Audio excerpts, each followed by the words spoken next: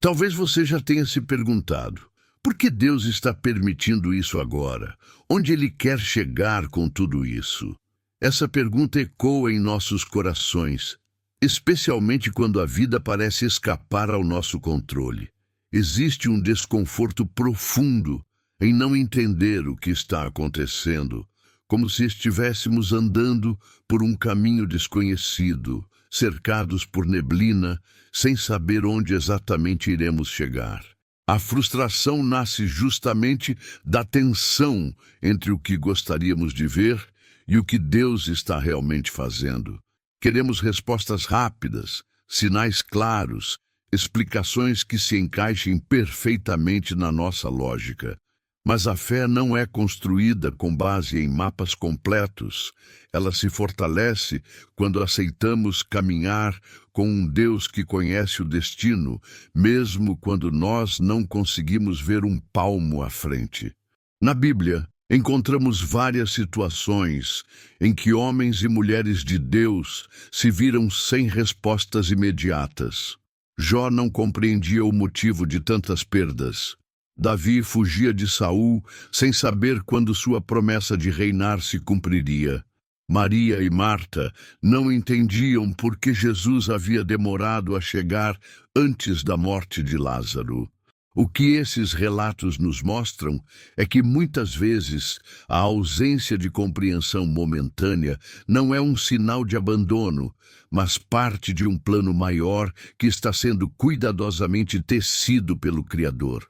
Quando não conseguimos entender, nosso coração é desafiado a escolher entre murmurar diante da frustração ou descansar na confiança de que Deus continua no controle. É nesse ponto que a nossa fé é refinada, não no conforto das respostas rápidas, mas no silêncio que nos chama a confiar. No livro de Jeremias, capítulo 29, verso 11, encontramos uma das promessas mais citadas e amadas da Bíblia. Porque eu bem sei os pensamentos que tenho a vosso respeito, diz o Senhor. Pensamentos de paz e não de mal, para vos dar o fim que esperais. Muitos usam esse versículo como um lembrete de que coisas boas virão, e de fato ele é uma promessa de esperança.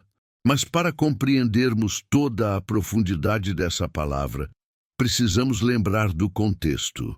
Jeremias estava escrevendo a um povo que havia sido levado para o cativeiro na Babilônia. Eles estavam longe de casa, sob domínio estrangeiro, vivendo um tempo difícil e incômodo.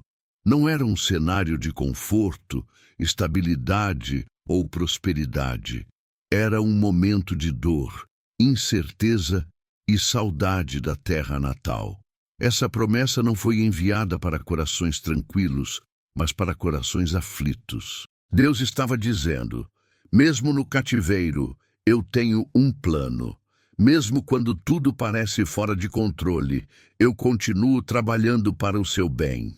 Isso nos mostra que a verdadeira esperança bíblica não é uma anestesia que nos tira do problema imediatamente, mas uma âncora que nos sustenta dentro dele. E talvez hoje você esteja vivendo um cativeiro, não físico, mas emocional, espiritual ou circunstancial. Se for esse o caso, receba essa promessa como eles receberam. Um lembrete de que Deus não perdeu o controle e que o seu tempo é perfeito. Viver pela lógica humana é andar pelo que vemos, sentimos e calculamos. É tomar decisões apenas com base nas evidências visíveis e nos recursos disponíveis. A lógica é útil, mas limitada. Ela enxerga apenas até onde os olhos alcançam. Já viver pela fé é confiar na direção de Deus, mesmo quando todos os dados apontam para o contrário.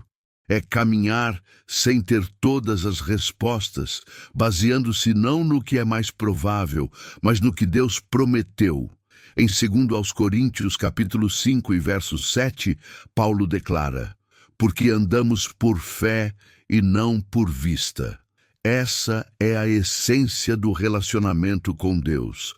acreditar no que ele diz mais do que no que nossos sentidos confirmam. A lógica diz que Sara, já idosa, jamais poderia gerar um filho. A fé diz que, se Deus prometeu, ele cumprirá. A lógica diz que Pedro não pode andar sobre as águas. A fé diz que, se Cristo chama, até o impossível se torna caminho firme. A lógica diz que a cruz foi derrota. A fé diz que ela foi a maior vitória da história. Viver pela fé exige entrega, paciência e disposição para parecer insensato aos olhos do mundo. O silêncio de Deus é para muitos um dos momentos mais difíceis. É quando oramos e não ouvimos resposta. Isso pode gerar insegurança, mas em Salmos capítulo 46 e verso 10, o Senhor nos convida: aquietai-vos e sabei que eu sou Deus. O silêncio não é ausência de Deus, mas muitas vezes é um chamado para descansar no que ele já disse. José, por exemplo, viveu anos sem registro de uma palavra direta de Deus, mas estava sendo preparado para governar. Muitas vezes, ele trabalha nos bastidores enquanto nos ensina a confiar. Outro risco é interpretar o plano de Deus apenas como algo que nos agrada. Em Isaías capítulo 55 e verso 8, Deus nos lembra: porque os meus pensamentos não são os vossos pensamentos, nem os vossos caminhos os meus caminhos. O plano dele pode incluir caminhos desconfortáveis, como o deserto de Moisés ou a cruz de Jesus. Se o definirmos apenas pelo que é agradável, corremos o risco de rejeitar etapas fundamentais da preparação. O tempo de Deus é parte essencial do seu plano. Em Eclesiastes capítulo 13, verso 11, lemos que tudo fez formoso em seu tempo. Davi esperou anos para assumir o trono. Abraão aguardou décadas para ver o filho prometido. O cumprimento vem no momento certo, nem antes nem depois. Até mesmo nas perdas, o cuidado divino permanece. Em Romanos capítulo 8 e verso 28, Paulo afirma que todas as coisas cooperam para o bem dos que amam a Deus. José reconheceu, anos depois, que sua prisão e humilhação foram parte de um plano para salvar vidas. O que chamamos de perda, muitas vezes, é livramento ou reposicionamento. Para viver plenamente o plano de Deus, precisamos desapegar dos nossos próprios planos. Em Provérbios, capítulo 16 e verso 9, está escrito: o coração do homem planeja o seu caminho, mas o Senhor lhe dirige os passos. Abraão deixou sua terra, Pedro suas redes, e ambos encontraram algo maior. O apego ao nosso roteiro pode nos impedir de viver o de Deus. A Bíblia também nos mostra que muitos só entenderam o plano de Deus anos depois. José, Moisés, Ana, todos precisaram atravessar longos períodos de espera antes de compreender o propósito. Essa espera exige confiar no caráter de Deus, mesmo sem prever o resultado. Em Salmos, capítulo 9, verso 10, lemos que ele nunca desampara os que o buscam. No tempo de espera, exercitamos a paciência espiritual, como Davi declarou em Salmos, capítulo 40 e verso 1. Esperei com paciência no Senhor, e ele se inclinou para mim. Essa esperança não é passiva, é ativa, como em Lamentações, capítulo 3 e verso 25. Onde esperar está ligado a buscar. E enquanto aguardamos, oramos para discernir os passos de hoje, confiando que Deus nos mostra o suficiente para cada momento como lâmpada para os nossos pés. Salmos, capítulo 119 e verso 105. É justamente nos períodos de incerteza que a fé se fortalece, pois ela é o firme fundamento das coisas que se esperam e a prova das coisas que se não veem. Hebreus capítulo 11 e verso 1.